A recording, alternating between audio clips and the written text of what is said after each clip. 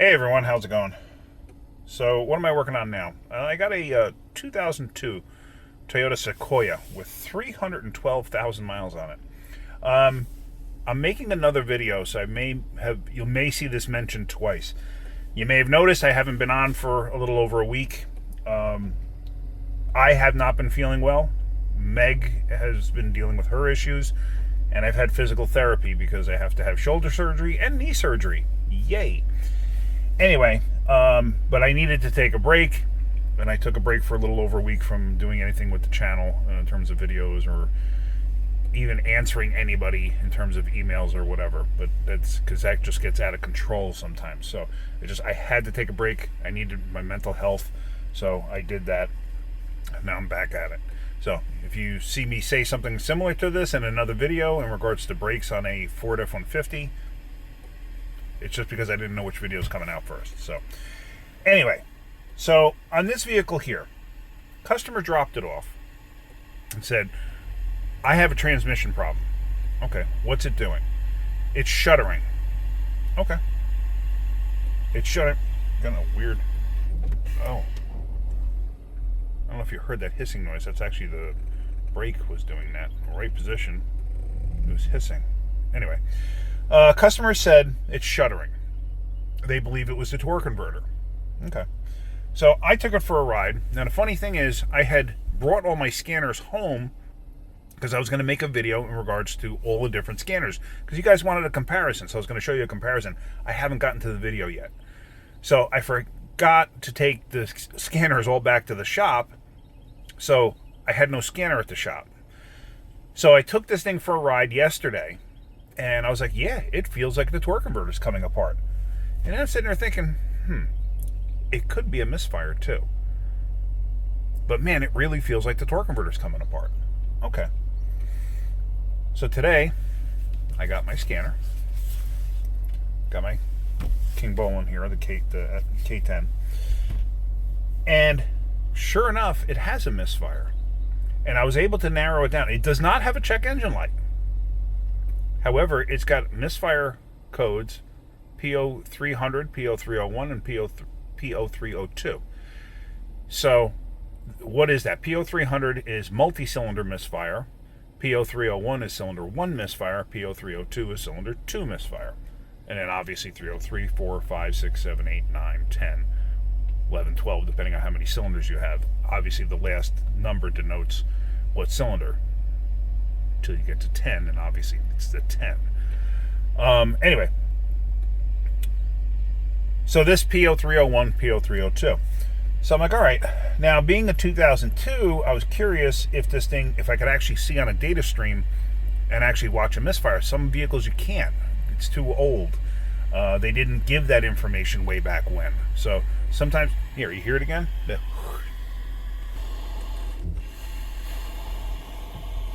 So it's got a major vacuum leak from the booster on occasion. I don't know why. Okay. So anyway, back to this. I was curious if you could actually see data, and you can. Surprisingly enough, I really didn't think I was going to be able to. Now, if I'm looking at it right now, I have nothing. And all I did, because it's a little difficult, if I have all 8 cylinders up, it doesn't want to refresh the way it's supposed to. You can see how the numbers are moving down there? Because we're all the way at the end, and I believe that's seconds, running seconds. I'm not 100% positive, but I believe that's what it means. This is the number, this is the misfire counts, and this is the seconds. So if I had all of them up there, I found it doesn't refresh quick enough. So everything just kind of sits there. So I narrowed it down to 3 cylinders. I just wanted to see 1, 2, and 3 because I know I had something on 1 and 2. So I did have 1 showing up pretty heavy there, and then it kind of disappeared, obviously, because the scale is moving.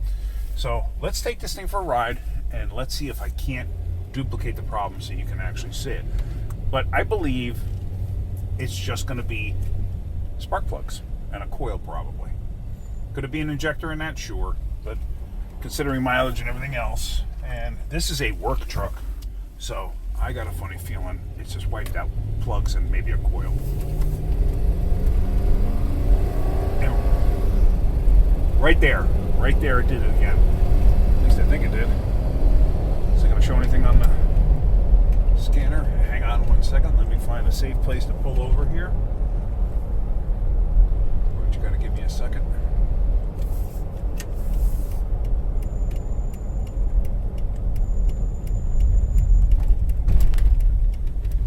Just want to find a safe place just to get off this little road. And do we? Yes, we do. Here, let me show you. So right when I said I could feel a shudder was when cylinder 1 and 2 misfired.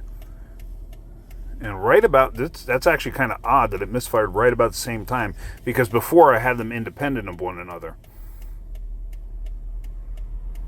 So, okay, and they're almost identical. You notice the graph there, it's almost identical to one another. There's a little slight blip, little slight blip difference right there, see it? Whereas this one does not have that. So this one was sharper. So let me continue the road test, see where this winds up. But I got a funny feeling this is only going to be spark plugs and maybe 1 or 2 coils. It's like I said, it's a work truck. It's pretty well used, but it still runs decent. It still drives decent. But it's getting older, and it's lived its life, but it could probably go another 100,000 miles. So let's just continue the road test, and I'll go back to that graph, see if anything else shows up. This thing had a big time shudder there for a second, which is the one that I thought was a torque converter originally, when I did not have the scanner hooked up to it. But let me show you. So there you see cylinder 1, nothing on cylinder 2. But that was a pretty hard misfire. Alright, let's keep going. I'm heading back to the shop now. So that time was pretty substantial too. And as you see, yeah, it was pretty good there. I mean, it shuddered really good. But all from a misfire. Again, there's another vehicle. We get it all the time. People come in and say, I got a transmission problem, and it turns out it's not a transmission problem. Happens all the time. Now, imagine if it's a shop where I don't want to say dishonest, but they are not thorough enough, or they're not thorough enough to go through it and verify that it is indeed not a transmission problem. Like I said, I honestly thought this was a transmission problem, the way it felt when I first got in it. And there's a dude walking in the middle of the road here. And no, I'm not picking you up, but I can't. This guy's hitchhiking, and he's standing in the middle of the road. Yeah, no, I can't pick you up. Sorry, dude. Guy's walking absolutely in the middle of the road. He's hitchhiking. Unbelievable. Anyway, but I've seen it before where shops have, or even backyard mechanics have thought, certainly, well, this is certainly a transmission problem, or this is certainly whatever, this problem or that problem, the other thing. And then they do a major repair, and guess what? That wasn't the problem to begin with. So spending a few minutes to actually diagnose a problem, even if you, like I said, I originally thought this was a transmission problem, but it's not. So could have wound up putting a transmission in it, 311,000, maybe they wouldn't have wanted to, but let's say they decided to go for it, and you put a transmission in it, and it's got the same exact problem. Well, now what? And you see, I've made videos on that before where it's happened. So to me, it's always good to spend a couple of extra minutes and actually diagnose what's going on and know exactly what's going on. So, because I was fooled there for a moment. But luckily, I felt that, hey, this could possibly be a misfire also. And it was. So, all right, heading back to the shop now. So, back at the shop, I'm going to call the customer and see what they want to do. But guarantee you, I want to make sure they want to go ahead and actually figure out what's going on here. But it's going to be plugs, more than likely, just by the way it feels. And possibly a coil or two. So, all right, let's see what the customer wants to do, and we're going to go from there. So I think I got some glare going on there. Apologize for that. The customer gave the okay to pull the spark plugs out and take a look at them. So I'm going to just pull plug 1 out and we're going to take a look at that. 1357 is on the driver's side, 2468 is on the passenger side, basically like an old small block Chevy. All right, so let's do that. Let's start pulling one of the plugs out. So here it is, 4.7 V8. Going to be that first coil right there. I don't know if you can actually see what I'm doing. Let's see. Can you see what I'm doing? I don't know. Let's see. Yeah, you can kind of get a general idea of what I'm doing.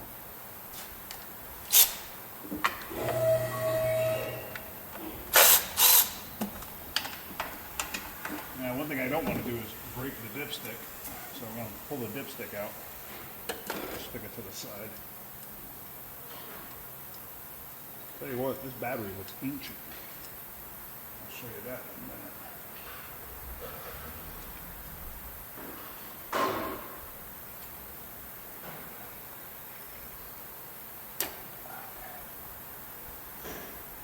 I'm looking at the coil. I just want to see if I see any types of burn marks or anything like that, and I don't. However, the boots are absolutely falling apart. So I think what we might do is get a boot kit for this. All right, let me shut this off for a minute because the compressor's running, and then let's pull that plug out. All right, compressor stopped. Let me move you over. But yeah, you see the battery? That thing looks absolutely ancient. All right, so is that a good spot for you? I hope so. All right, so 5/8 long spark plug socket. And I'm just going to use my little cordless ratchet.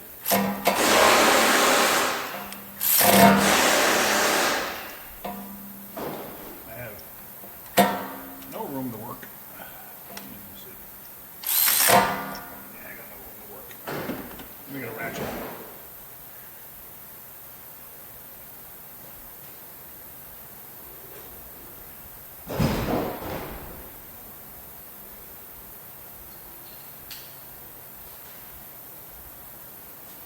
Got another extension on here.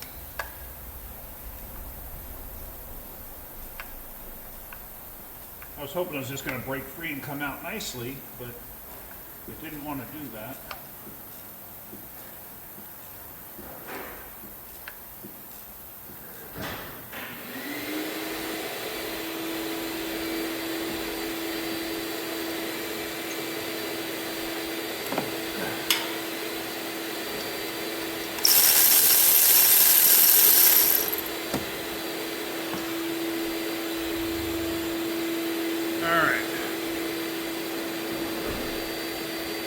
So let's take a look at this plug.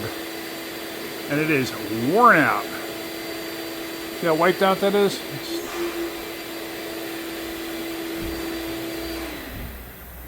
That plug is wiped out.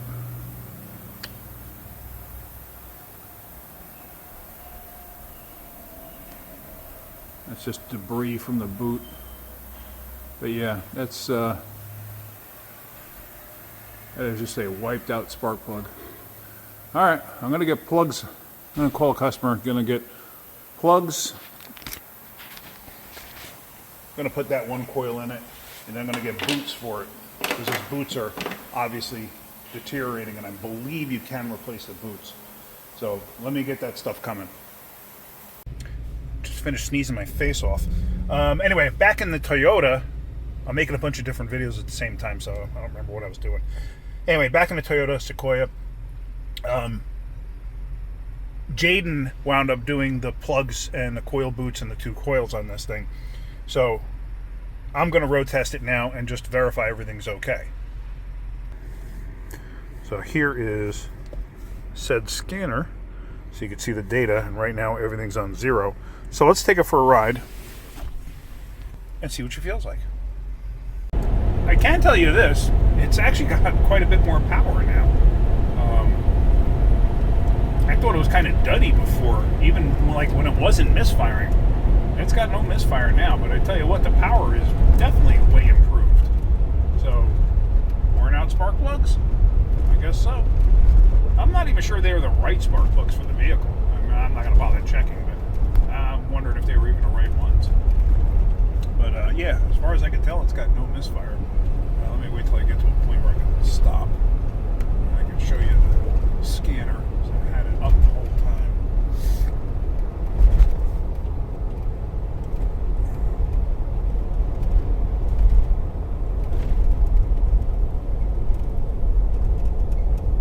Uno momentito.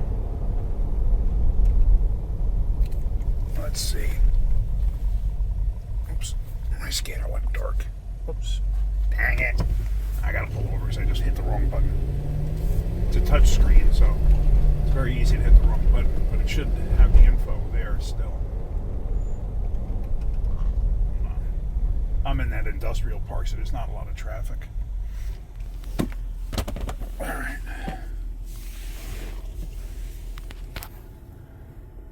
Yeah, see.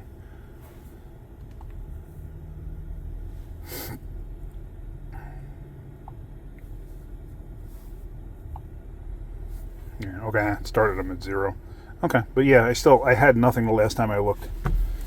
So let's just continue on this road test. It's this road test that I go on is almost 12 miles. So anyway, I'm gonna continue.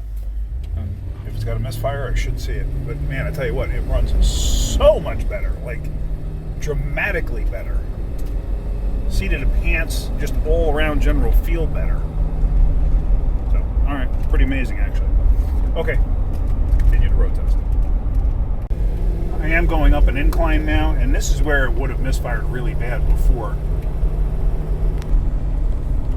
As you can see, I have nothing. All right, I'm halfway through the road test. I'm gonna get back to the shop, and then we're gonna end this video. All right, so road test went perfect, and let me tell you what, this thing is really, really running good. Considering it's got almost 312,000 miles on it, it runs fantastic.